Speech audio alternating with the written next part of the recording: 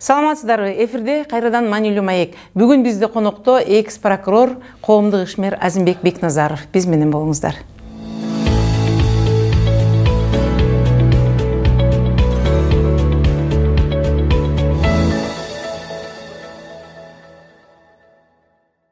Саламатсызбы, Азимбек мырза, студиябызга куш келиптирсиз. Бүгүн темабыз кайра эле ошо курултай жөнүндө.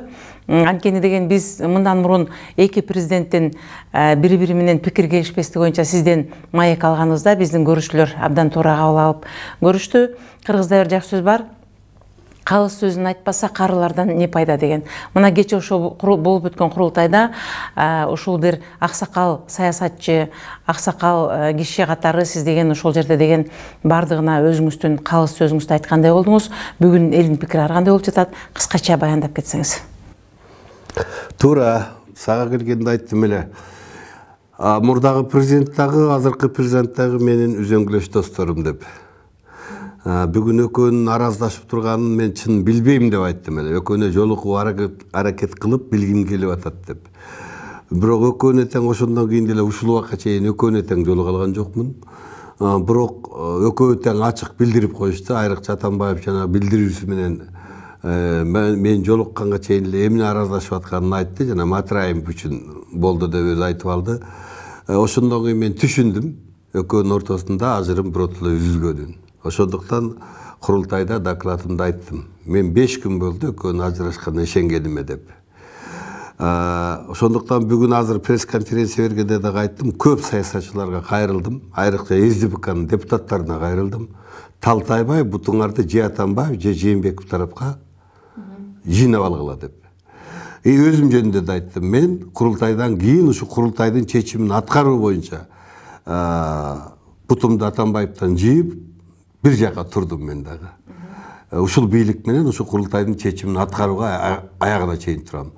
Эгерде курултайдын чечимин ушул жаңы жылга чейин айрым пункттарын аткарбаса, айрым пункттарын май айына чейин аткарбаса, анда мүмкүн мен азыркы бийликке дагы опасный болуп калышым мүмкүн.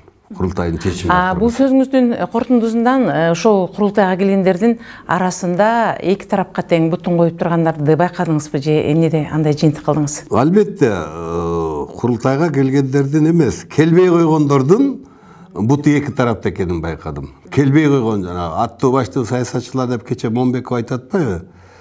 Ошого окшогон. Сооронбайдын чайын ичкенге резиденцияга киришти, а бирок элдик курултайга келбей коюшуп эми сын айтышып атат бүгүн. Биз билгенбиз, Каптагаев доклад жасарын билгенбиз, ушул сөз айтыларын билгенбиз, бир тараптуу эле Атамбаевка баа берилип кыларын билгенбиз, биз ошон үчүн барган жокпуз дегендерге айтып атам. Анда сен Жээнбектин чайына эмне барасың? Резиденцияга. Ошондой эле сен ошондой көз карашың бар экен, эмне үчүн курултайга келип айтпайсың? Биз бардыгына бердик да, бүгүн да айттым, эмне үчүн СДПКнын Атамбаев келген жок ал жерге? Жол болсо партиясынан келип туруп ошеке андай эмес, Жээнбековго дагы канаттандырырлык эмес деген баа бергиле деп сунуш кылам деп эмне үчүн айткан жок? Ошол Нурбек адвокат келип туруп эмне үчүн ошол сунушту койгон жок? Чакыргансыз. Биз келди деби, эмне үчүн алар келген жок? Эми келбей туруп алып, анан кийин бизди чакырган жок деп тарылса, мен мойнума алат элем. Мына ошолорду, ошол Атамбаевди, анын СДПКсын ошо тараптагыларда кайра чакырабыз деп катуу турган үчүн Ак үйдө атыгыл ушундай ушак жүргөнүн да билем. Бекназаров Атамбаевдин акчасына курултай өткөрүп атат деген Ак үйдө ушундай ушак жүргөнүн деле билдим мен. Билип турдум ошол убакта. Бирок менин максатым ошо эки тараптуу бардыгын карама каршы көз караштагы саясий күчтөрдү бир маселеге топтойду. Жок дегенде бир маселеде, бир 5-6 маселеде биригели. Анын эң башкысы ушу үй бүлөлүк башкаруу, кландык башкарууну бир арылалычы президенттердин көзүн карагандан. Экинчиси ушу алтын байлыгыбыз кумтөрдү бир кайтаралычы. Ушул эки маселеде бирикпейлиби дегенде курултайдын өзөгүн ушул түздү. Мына ошол залда ушул экөөнүн бир добуштан колдоду. Ошондуктан президент Атамбаев ушу 6 жылда президенттен кийин ушундай мүмкүнчүлүк берилди эле революциянын максаттарын ишке ашырыш. Тилекке каршы ал жасаган жок.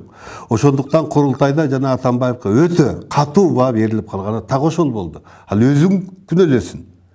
Ал эми ошондо Жээнбековго канаттандырылык, аванс менен канаттандырылык деп туралы дагы 6 ай мөөнөт берели дегенди 3 каршы, калгандары толук колдоду. Бул дагы эле бийликке үмүт кылып, ушуга мүмкүнчүлүк берели, колуна кол, бутуна бут берели эгер ушул реформаларга барса деген эл делегаттар айтты. Эми бийлиги да түшүнүш керек. И ошол азыр таарынып аткан Атамбаев да түшүнүш керек. Элдин баасы баары берилет экен дегенди. Элди кызыктырган нерсе бул болуп жатат. Ошол бүгүнкү президенттин 1 жылдык ишине канаттандыралык деген жыйынтык бердиңиздер. Ошол эмненин негизинде, ушу 1 жылдын ичинде жасалган кайсы нерселерге Атамбаевдикы мейли ал деген айтканын жасабаптыр, саясий куугунтук кылыптыр, элдин көп маселеси чечилбептир деп канаттандыралык эмес деп бердиңер. Ага көз караштар түз. Эми ал эми мына бүгүнкү президентке 1 жылдын ичинде иштеген иштери канаттандыралык деп берип, анан жанагы 6 ай аванс дегендерге да коомчулук көп түшүнбөй жатат. Кандай эмненин жыйынтыгынан? Мен докладымда муну так айттым. Доклад илинип турат ар жерде. Ошон үчүн чечимди эле карай бербей, докладда караш керек. Эл делегаттар менин докладыма карап туруп ошондой баа беришти. Мен докладта айттым. Ушул убакка чейин 1 жылга чейин кош бийлик келип келди. Тымызын Атамбаев мен айткандай гана сен жетелеме президент болосуң, мен айткандай гана ишти кыласың деп. Сооронбай Жээнбеков жыл бою ушу менен ушудан жетелеме эмесмин, мен эл шайлаган президентмин деп аракет кылды. Ушул аракет экөөнүн ушул ажырашуусу коомдук, мамлекеттик деңгээлде ажырым менен бүтпөй, партиянын деңгээлинде гана бүттү ажырым. СДПКнын ичинде. Бул чоң ийгилик. Анткени Кыргызстандын менталитетинде ушу кыргыздарда бизде ушундай нерсе бар да, ичкен кудуңа түкүрбө бир жагынан, экинчи жагынан сага эл президент деп шайладуу, элдин ишениминдеги иш-чара аткарыш керек. Мына ушул жерден Сооронбай жанагы чыр чатаксыз башын мурдагы президенттен ажыратып алды. Анын жетелеме президенти болбойм. Алмаз Шаршенов кечирип кой, сен мени колдосоң дагы, көрсөтсөң дагы, шайлоодо колдосоң дагы мен бирок элдин ишин кылайын, элдин көйгөйүн аткарайын дегендей максатта ошодон ажырашып кетти. Ал ажырашпай коюп деле отуруп алса болот болчу.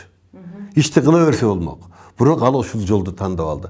Мына ушул жолду тандап алганын эле биз канаттандыралы, аванс менен канаттандыралык дейли дегенди эл колдоду да. Ушул чоң иш болду. Түшүнген кишиге бул абдан чоң маселе. Түшүнбөгөн кишиге эмне президент болуп кете берди да дейт. Жок. Бир жагынан адамдык нерсе кыйнап турду. Ушул мени колдоду эле, президентке көрсөттү эле деп. Экинчи жагынан мен эл шайлагандан кийин өзүм иш кылышым керек, өзүмдүн программамды ишке ашырышым керек деген экинчи нерсе турду. Анткени эртең эле эл айтат да, сен Атамбаевден бошонбойсуңбу деген нерседен бул бошонду. Ошон үчүн эл жанагындай канаттандыралык деп залдагы делегаттар туура түшүндү. Туура кабыл алышты. Мындан келди Сооронбай Шарипович тараптан достуктан да чындык кымбат деген мамиле болду деп жыйынтык чыгарып турсуңар. Бул жерде дагы бир коомчулукту кызыктырган нерсе, экс-президент Алмаз Шаршеновдун Сооронбай Шариповичке койгон эч кандай дооматы жок, далили жок. Кайра эле бир ырдык айталап эле Матраимов Райым жөнүндө кечке айтып келе жатат. Бул жерде биз юрист эксперттерден сурагандыбызда чындыгында аны кызматтан алганда коррупционер экенин кармалып же болбосо коррупцияга шектүү экени далилденбей туруп ишенбейчүлүк менен кызматтан алынган. Андан калса ал статья ал кишиге тиешеси жок экен, ал орун басар болгондугуна байланыштуу. Ага карабастан эле бүгүн башка мамлекеттик чоң көйгөйлөр артта калып, бизде бүгүн жетишпей жаткан нерселер жана калыссыз саясий куугунтуктар, анын баары артта калып эле кайра эле ошол Матраимовго токтолуп жаткандыгынын себеби эмнеден деп ойлойсуз? Эми мен Атамбаевден биротоло талтайбай бутумду тартып алдым деген дагы ошол Атамбаевдин акыркы билдирүүсүнөн. Сооронбай Шариповго тарынганым ошо Матраимовго байланыштуу дегенден болду да. Ушу Матраев менен Атамбаевдин Сооронбай үчөөнүн байланышындагы аралашкан киши катары айтайын мен. Бул 2010-жылы апрель айында болгон. Сооронбай Шарипович губернатор. Түштүктө жанагындай тополоң болуп атат. Бакивчилер баары баяктан кетпей, тейитте жүрөт. Элдик бийлик алмашып атат. Элдик губернатор болуп Сооронбай Шарипович отурду. Бирде кууп чыгат, бирде отурат, ушундай акыбал болчу ошол убакта. Ошондо барганда мага Сооронбай Шарипович айтып калды. Мына жерден эл Ош түштүк региондогу таможнянын башчысын эл кууп ирсе, борбордук бийлик кайра дайындап туруп, силер акчасын алып 400 bin mi 700 bin долларын алып алып кайра дайындап койсуңар деп упрек кылды мага. Бажы органдарынын куратору Атамбаев болчу. Мен анан ошол жерден телефон чалып атам Атамбаевге. Бияктан Сооронбай Шарип жыйдап атат. Эл куурген бажычыны сен кайра дайындап койсуңар Кулматов экөөңөр. Мындай болбойт деди. Бул соцсеттерде жүрөт, азыр деле жүрөт ошол телефон менен сүйлөшкөнүбүз, 8 жыл мурдагы сүйлөшкөнүбүз. Ошондо Атамбаев мага айтып атат. Сен мени коркутпа. Мен айтып атам да, сен Бакиевдин жолуна эмеле түшүпсүң? Кайрадан эле тыйналып эле дайындамайды баштапсың Кулматов экөөң. Мен ага жол бербейм деп атам.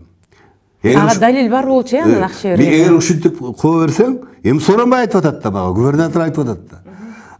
Эми ал мен ошону айтып атам. Губернатор айтып атат, акча алып дайындапсыңар деп биз көпүрөк кылып атат. Акча алганын мен көргөн жокмун, бирок ошентип айткан сөзүн айтып атам. Десем, ал айтты, сен мени коркутпа досум деди. Вот кече билдирүүндө айтып атат. Мен 23-үндө эми 7 жылдан кийин ошо кызматтан кетеринде. Эртең Сооронбай 24-ноябрда отурарда, бул 23-ноябрда аны кызматтан ал деп Сапар Исаковго айтып атат. Эмне үчүн 7 жыл отурду анда сен менен ошол иштеп? 7 жыл сен эмне үчүн ошол кармап отурдуң дагы? Эртең Сооронбай эми кызматка келет деген аны ал деп атасың. Вот логика болуш керек да. Эгерде ал ага чейин коррупционер болсо, сен эмне үчүн Сооронбай эртең кызматка келеткенге чейин иштетип отурдуң аны? Вот анан Сапар Исаков ошону бошоткон үчүн ана мына түрмөдө отурат дейт. Сапар Исаковдун ошибкасы. Эмнеге шашабыз? Эртең иммиграция болгондон кийин анан менин оюмча, жеке пикиримче, бул жерде башка нерсе айтат да. Эмне үчүн анан ал 7 жыл иштетип туруп анан эртең полномочиясы бүтүп аткан күнү кызматтан ал деп Сапар Исаковго буйрук берет. Эмне үчүн? Значит, Матраевдер айтты, мындан кийин биз жаңы президент менен иштешебиз. Сиз менен иштешпейбиз. Кечирип коюңуз деди. Жок, андай эмес. Ал президент мен айтканыма чыкпай, сен мен менен кызматташа бересиң деди. 7 жыл кызматташтың беле, так ошондой кызматташа бересиң деди. Ал айтты, жок, мен жаңы президент менен кызматташам деди. Вот анда бошойсуң деди. Менин жеке пикирим так ошондой. Юристтер туура айткан. Жанагы айткан. Эгерде Матраевда кандайдыр бир коррупциялык элементтер болсо, элден бурун сен кылмыш козго, далилде. Анан кийин мындай коррупциялык кемчиликтерди кетирген экенсиң деп ана кызматтан айда. Эми ал жерде ал орун басар болду. Кулматов деген 2 жолу келди. Го директор болуш экен. Ал Кулматовдун болгон орун басары да. Кулматов жөнүндө эмне үчүн Матраевди коррупционер дейт да, Кулматовду эмне үчүн коррупционер дебейт анда? Төрагасын. Ошон үчүн Атамбаевдин айткан билдирүүсү ушу өзүнө өзү каршы деди да. Логика жок. Bir мамлекеттик президенттик, экс-президенттик подход жок. Мен байым, акчам мына жактан, анын акчасынын байыганы кимге кызыкчылыгы бар? Андан көрө элден кечирим сурап, мен 6 жылда чын эле көп кемчиликтерди кетирсем керек. Революциянын максаттарын аткарбасам керек. Эл наразы болуп атат. Камалгандар да наразы болуп атат.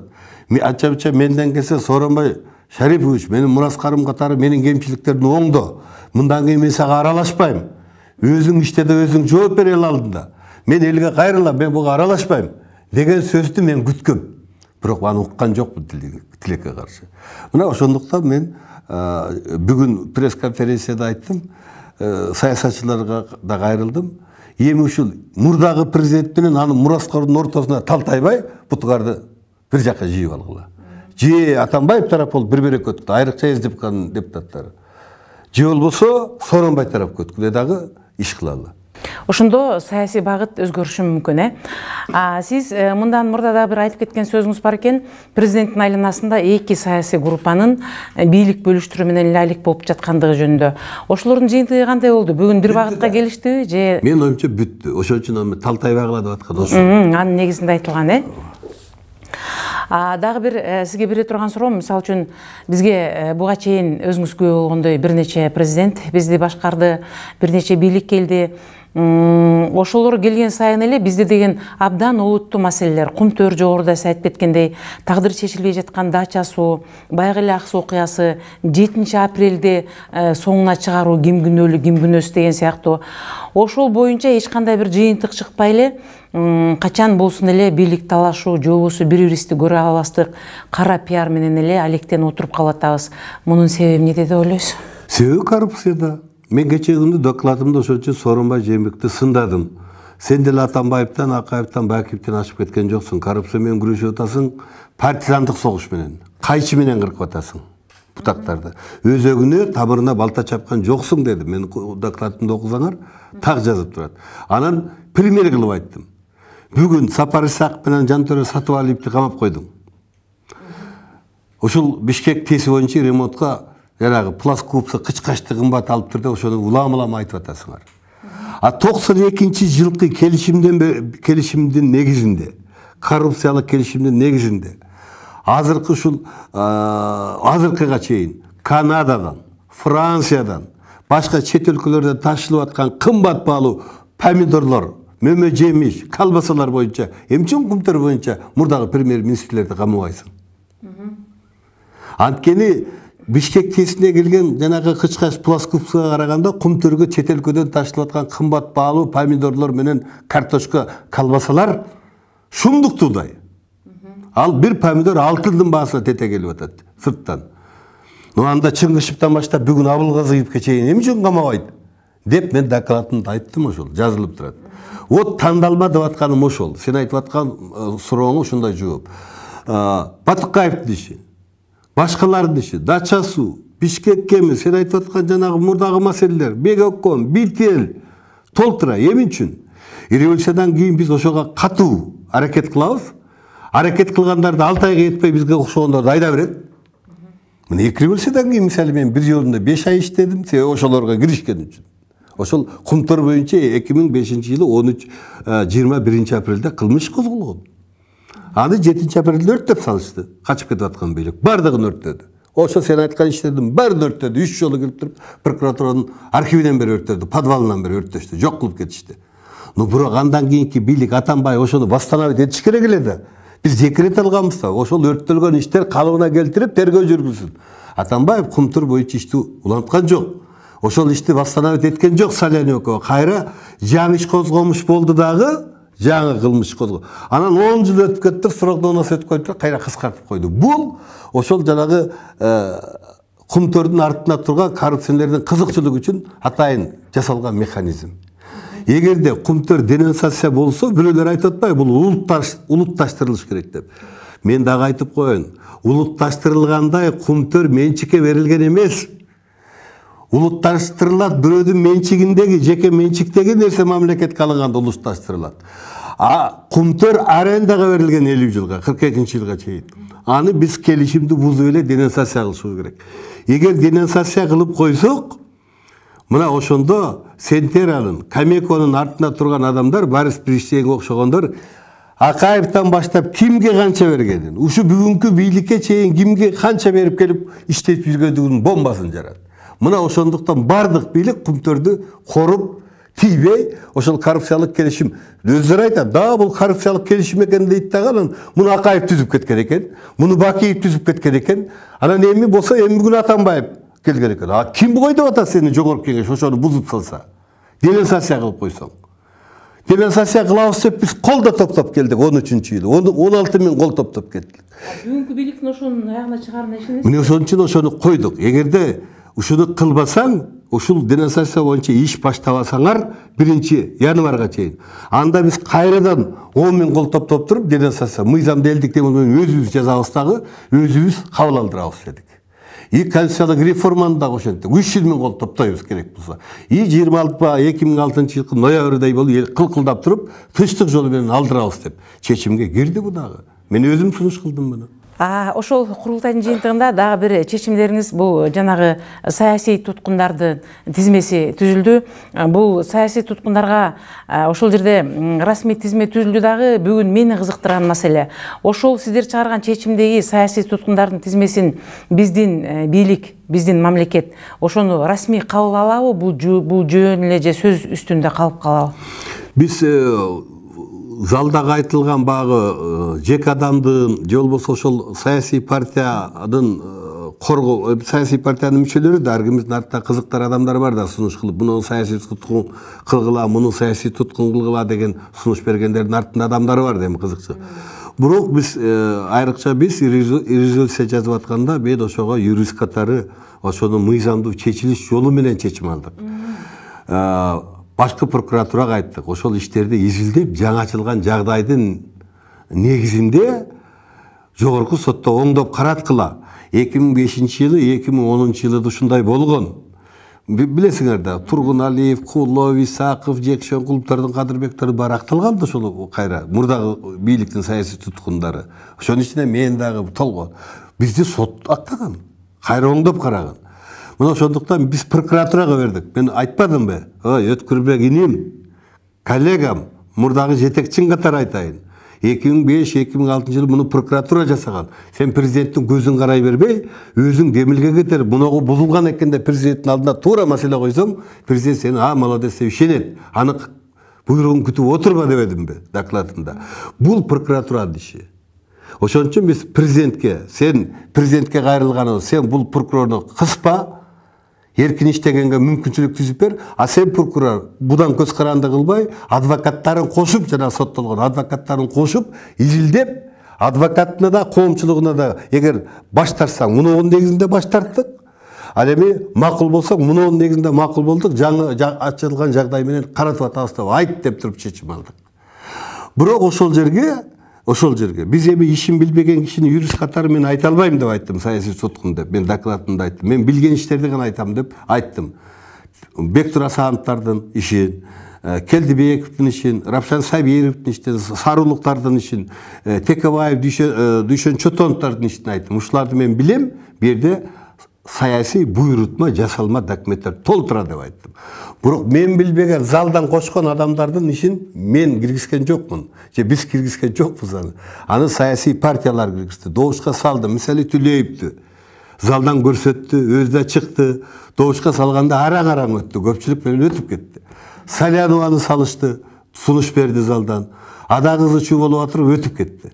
Бирок делегаттардын чечимин мага жагабы, жакпайбы биз аткарабыз да. Ошон үчүн биз киргиздик. Эми президент менен башкы прокуратурага ошолорду бердик. Карап чыккыла.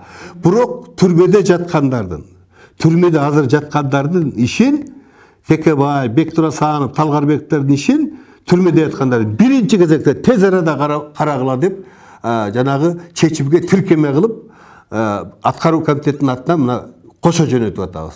Анткени ал добушка салынбай калды да. Булар биринчи кезекте каралсын деп добушка салынбай калды.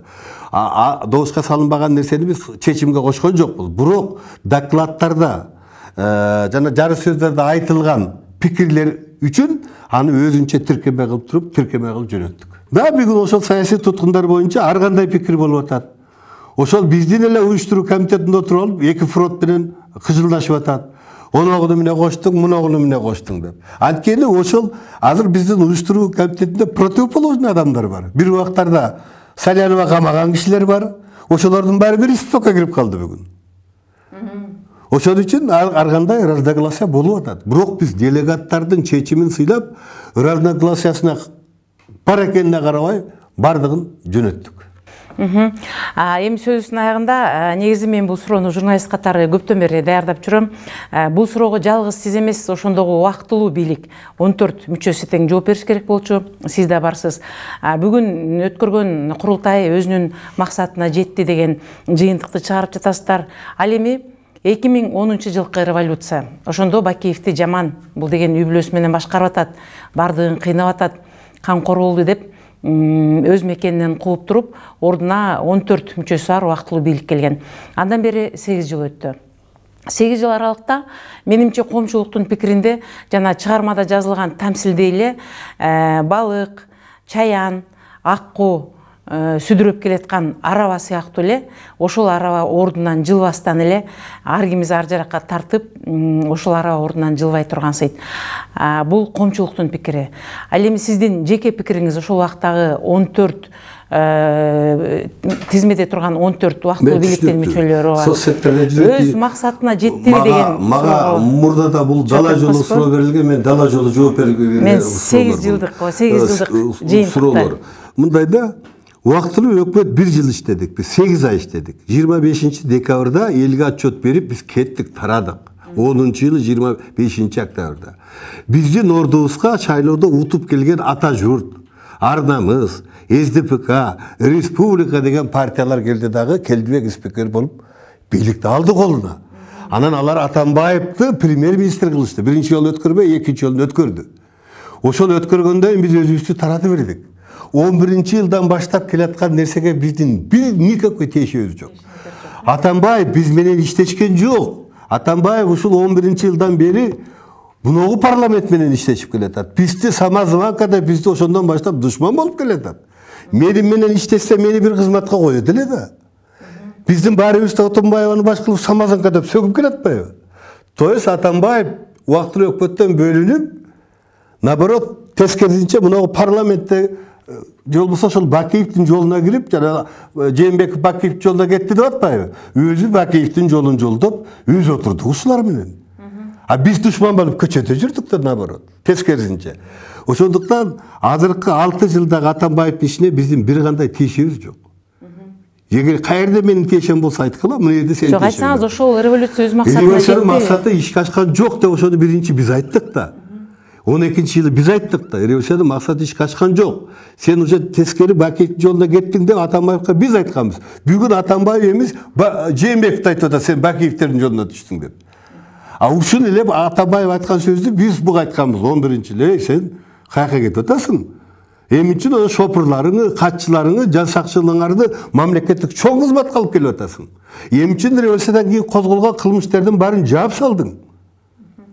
Аны биз айттык да, унчукпай коюуга укугум жок деп дала жолу сага дилимдер бердим го, дала жолу. Ошол учурда Азымбек мырза, мен жогоруда мисал кылып кеттим. Ошол араланы, анткени биз деген кыргыздын кылымдык тарыхында кала турган революцияны жасадык да. Президентти кетирдик, бизге жакпайт дедик. Өзүбүздүн эркин эл экенибизди, өз тагдырыбыз өзүбүздүн колубузда экенин далилдеп бердик да ошондо деген.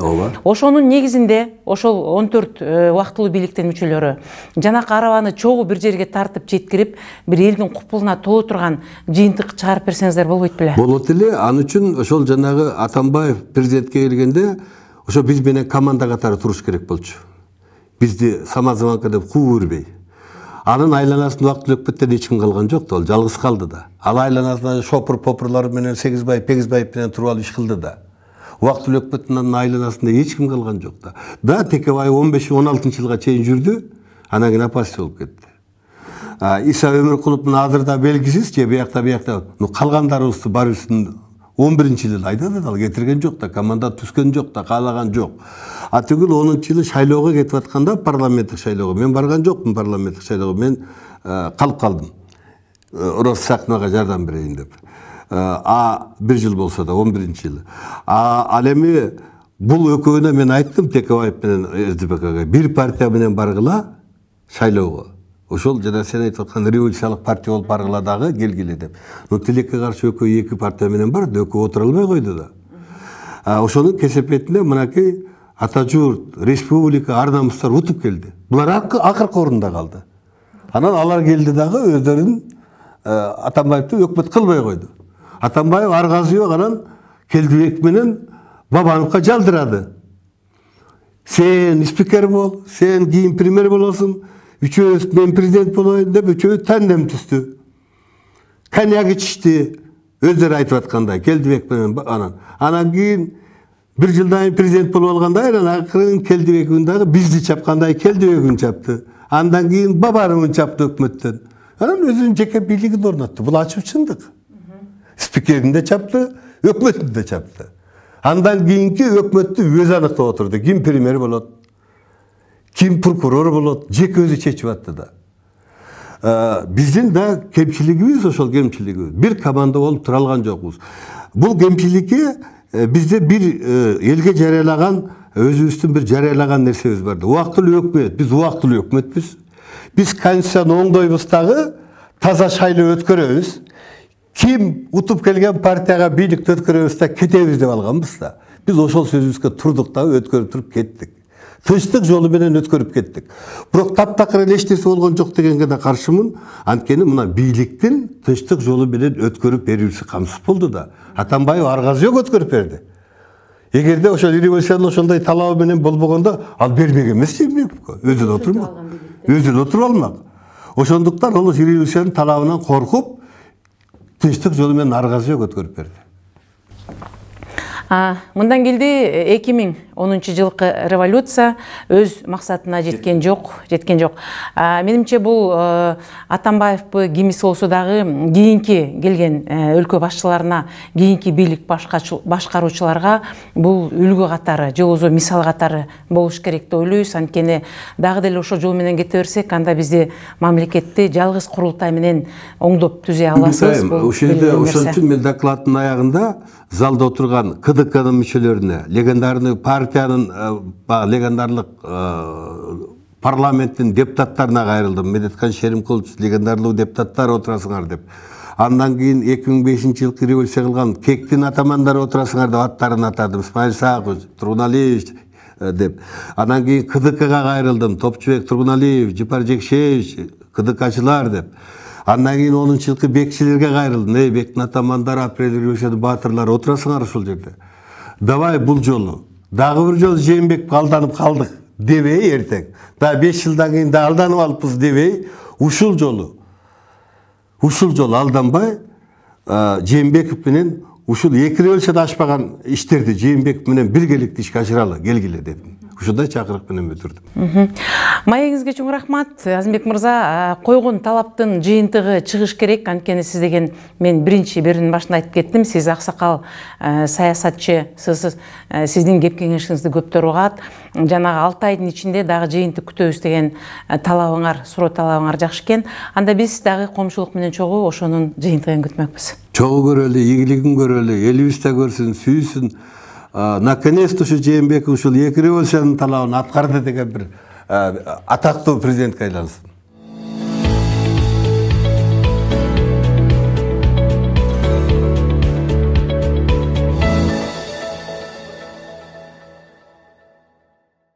Ушуну менен маанилүү маегибиз соңуна чыкты. Сиздерге бүгүн коомдук ишмер, экс-прокурор Азимбек Бекназаров келип, курултайдын жыйынтыгы боюнча маек куруп берди. Берүүнү мен Үмүт Мукамбетова алып бардым. Кайрадан кездешкенче саламатта болуңуздар.